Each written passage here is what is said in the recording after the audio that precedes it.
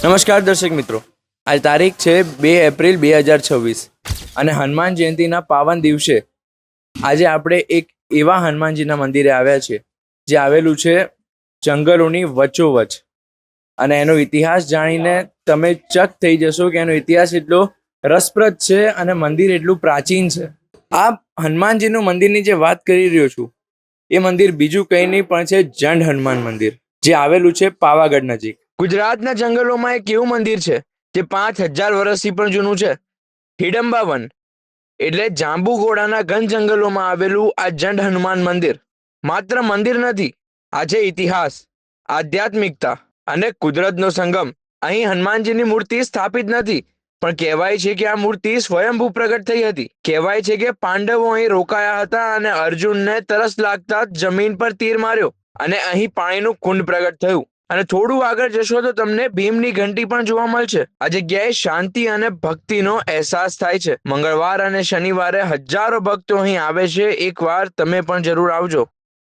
મહારાજ, તો આ જે મંદિર છે જંડ હનુમાન, એ નામ કઈ રીતે પડ્યું? નામ તો એ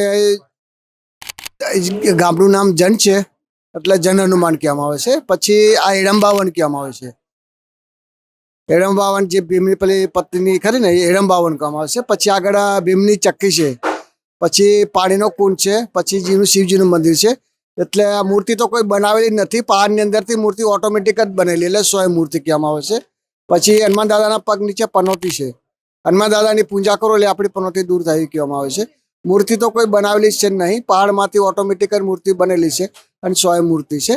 મેં કીધું ને, નીચે શિવજીનું મંદિર છે, પછી પાણીનો કુંડ છે. અર્જુને તીર મારીને પાણી કાઢેલું કહેવામાં આવે છે, એ પાણીનો કુંડ છે. પછી ભીમની ચક્કી છે, એ ભીમ વનવાસ આવ્યા તે વખત દરિંગ ખાતા એવું કહેવામાં આવે છે, એ ભીમની ચક્કી છે.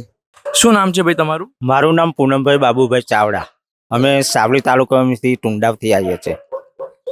તમે કેટલા વર્ષથી આવો છો અહીંયા? અમે લગભગ અહીં 30 થી 35 વર્ષથી હું આવું છું. અહીંયા હનુમાન દાદાના અમને ચમત્કાર મળે છે. અમે ધારીએ અમારું ધાર્યું કામ શુદ્ધ થાય છે, એટલે અમે દર વર્ષે હનુમાન જયંતિ અમે આવીએ જ છીએ.